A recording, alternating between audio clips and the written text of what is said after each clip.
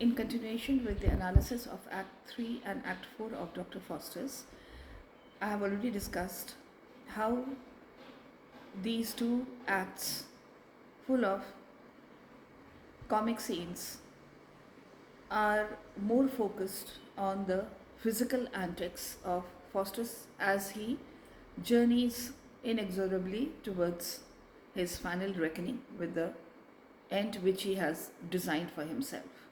Particularly in Act 3, where there are only 3 scenes, we see Faustus, almost a buffoon like figure, playing tricks with glee, tricks on the Pope, on the Catholic priests, and these tricks are, of course, juvenile and absurd and ridiculous without any significance whatsoever.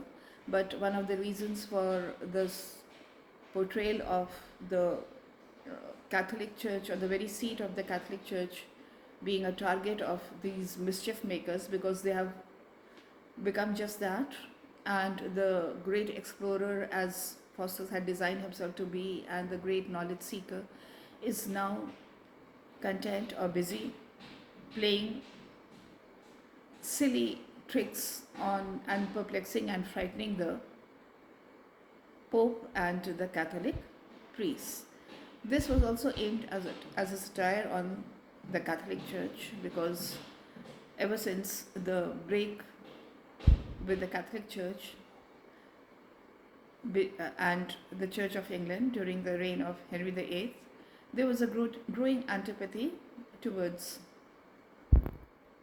Catholicism, and of course the Vatican City is being portrayed as a place where there were elaborate and meaningless rituals, ceremonial celebrations without any significance whatsoever. So these 3 scenes, and the last scene is one where there's a comic scene and the comic characters, they sort of parody the actions of Faustus and Mephistopheles as they play tricks on the frightened priests in the Vatican City.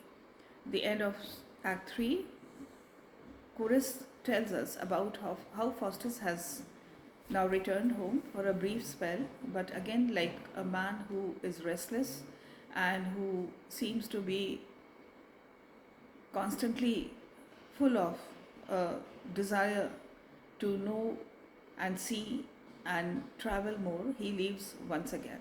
But the fact that he's still loved is made very obvious because of the adulation and the happiness with which he is received back home.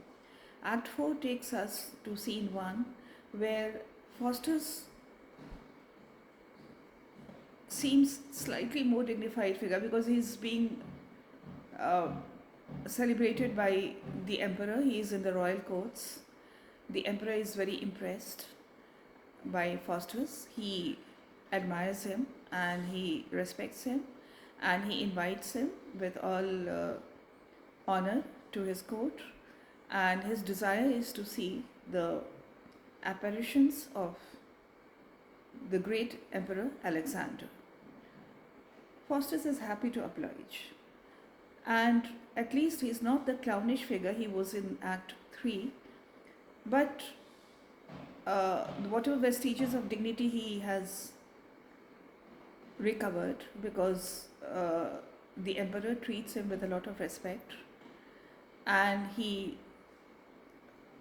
manages to create an impressive show of the phantoms. But this is just like a pantomime.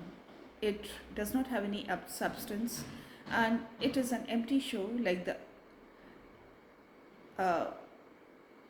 unsubstantial dreams which Faustus had seen for himself. But as the scenes move on, scene 1, 2, and 3 of Act 4, we find that Faustus once more descends into playing tricks. There are a number of courtiers who are jealous, who are skeptical, and once more the statement on Faustus's status, far from the man he once was, a man who was conscious of his own greatness, a man who's renowned. The courtiers who are jealous of him call him a conjurer. And in fact, we realize with a shock that that is what Faustus has become. His dreams of building bridges through the moving air have now deteriorated to him, creating apparitions and a kind of a magic show and a kind of a pantomime. In scene 2 and 3, Faustus is ambushed by these jealous courtiers. He repays them or takes revenge on them by making horns grow on one of the courtiers' heads. He baffles them, he frightens them, and when they try to ambush him, he, with the help of Mephistopheles, manages to defeat them, and they try to kill him, but he overcomes them and asks Mephistopheles to punish them by smearing them with mud and by inflicting some kind of physical punishment on them. There's a sordid plot, and then there's a mention of some kind of an army who's ready to capture him and make him a captive and make him suffer. But again, it is Faustus who has the last laugh, because with the aid of Mephistopheles, he makes them into some kind of sorry looking creatures, and this is the extent of the heroism which he had imagined for himself, because in his rhapsodies he had visualized how he would build bridges through the moving air, how he would be the lord and commander of armies. But now this is his heroism, this is what his heroism has descended into. Now Act 3 was purely a mixture of the comic and the absurd and the meaningless and just very, very disappointing activities of Faustus. In scene 4, there is a mixture of the serious and the trivial. Though this scene also starts off in the same vein, where Faustus, out of sheer boredom or just to keep his thoughts away from his looming destiny, because he has always consciously tried to avoid thinking about it, about the bargain he has made and the fate which he has inflicted upon himself and his impending doom. And the man who everyone respected and looked up to plays a trick on a horse trader. And perhaps these terms horse trading or horseplay come from such antics, such foolish jokes, and the kind of tricks people play on each other. Horseplay, meaningless jokes and empty and humorless tricks. Because in this scene, Faustus sells a horse, which is actually an evil spirit, and he tells the person who buys it, the trader who buys it from him, not to keep it away from water, otherwise it would change into straw. As Faustus gives the horse or the evil spirit in the guise of a horse, he is alone for a few moments, and then the thought that time is running out, the thought that time is a thief and time is slowly creeping upon him, time is stealing upon him, comes to him in a few lines, where he muses to himself. For once, he cannot avoid thinking. And there is also a sense of inevitability, and there is a feeling of exhaustion in him, because after saying these lines, he falls into a fitful sleep. These lines are when Faustus thinks to himself and he realizes, he turns back to the thoughts. These lines are in scene 4, lines 22 to 27, and in a mood of reflection, though, like I said, reflection, meditation, contemplation, and of musing of deepest thoughts is absent. In these two acts, there's a feverish activity where Faustus has consciously tried to evade any disturbing thoughts.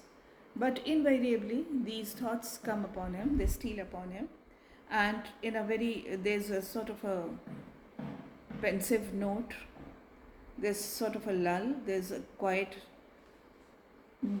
are a few quiet moments when he thinks to himself. These lines are very poignant, and also there is a vague hope, there's a sense of consolation. He tries to console himself. He says maybe there is some possibility that my Christ, my Savior, will forgive me, because when Christ was crucified, there was a thief who was also crucified along him. And if such sinners can be forgiven, then maybe his sins would be forgiven by Jesus Christ. And these lines are, "What art thou, Faustus, but a man condemned to die?"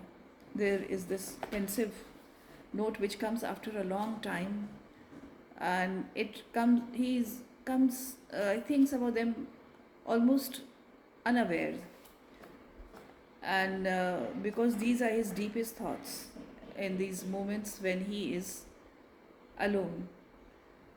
"Thy fatal time draws to a final end. Despair doth drive distrust into my thoughts. Confound these passions with a quiet sleep. Tush, Christ did call the thief upon the cross. Then rest thee, Faustus, quiet and conceit, sleep." And consoling himself that maybe Christ would forgive him, exhausted, worn out, and spent, Faustus has a quiet reflection, and then he drifts off into sleep because he has had no rest. But at this moment, the horse trader, who has been duped, because the moment he leads his horse to water, it changes into a bundle of straw. It comes and he creates a big ruckus. Faustus tries to perplex him even further, tries to frighten him by playing more tricks. When he tries to pull his leg, his leg comes upon him. All these are hallucinations, like the hallucination which he has mastered, the hallucinations which he presents for others, and the self-deception which he has been living with. And then this is how this scene ends. So this scene 4 of Act 4 particularly has a touch of the poignant, a touch of reflection, a mixture of seriousness with triviality. Now, this particular Act 4, has 6 scenes. This is the longest act. All the acts in the Elizabethan drama have different number of scenes, and Dr. Faustus in particular has a very, very uneven constructions, as we have seen. Scene 5 of Act 4 is purely a comic scene with these comic characters, rabble-rousers, who create a lot of ruckus, and there's supposed to be a lot of remarks flying around, a kind of a very lively and a very chaotic scene. The last scene, scene 6 of Act 4, finds Faustus a little more sober than before. He seems always to be in a varying mood, because there is this deep instability in his character which has taken root. So, at times he appears like a clown, a buffoon, ridiculous, absurd. Then there are moments when he revels in the admiration of the emperor. He is welcomed in the courts. He creates elaborate phantoms for them, elaborate scenes which are hallucinations, of course. He mesmerizes them by his powerful magic. And then that deep personal moment when he had once more faced himself, but for a few moments, and then turned back to playing tricks. In the last scene, scene 6 of Act 4, we find Faustus in the presence of the Duke and the Duchess, where he gratifies them by fulfilling the Duchess's wishes for grapes in winter. And then there's a long discussion, rather on a rather intellectual plane, where once again we are reminded of the fact that this play was written during the age of Renaissance, where this newfound knowledge was very, very exciting. And Faustus explains to them in detail how the world is divided into two hemispheres, the northern hemisphere and the southern hemisphere, and how the climate varies and is a complete opposite to on both sides of the equator. Then again, after this serious discussion, there is a commotion and there is some noise and there's some confusion, and it is again the horse trader who has come to ask for his compensation because he has been cheated by Faustus, and the seriousness of the moment is once again dispelled, and this scene 6 of Act 4 also ends on a rather noisy note, we can say, where there is a lot of confusion, shouting, demands, questioning, and humor, buffoonery, and so on. This scene ends when the Duke and the Duchess very graciously promise to make the payment, and they calm things down. So these two acts, Act 3 and Act 4, they not only provide entertainment, because entertainment was a large part of the Elizabethan drama. It was written for an audience, and the audience, as we know, were a very democratic mixture of the rich and the poor and the common. And it also serves the purpose of carrying or sort of covering the long years through which Faustus sort of capers through, cavorts through, moves through at the breakneck speed, only stopping once to be alone with his thoughts, face to face with his grief or his fear, till he loses himself once again in a kind of a frenzied merrymaking, trickery, adventure, high spirits. But time is a thief, time is stealing upon him, and when he has uttered those words which are full of deep poignancy, hoping against hope, that if sinners are forgiven as Christ had forgiven, he was the epitome of mercy. Maybe in his last moments, his sins would be forgiven by Christ. So we have discussed Act 1, Act 2, Act 3 and Act 4, going through a dizzying movement of the play, seeing Faustus in many moods, seeing this great scholar, this extraordinary man, changing from a superhero to someone who has inflicted misery and damnation upon him. The last act, Act 5, is the moment of reckoning and the final end to this tragedy of man or tragedy of Dr. Faustus. Thank you.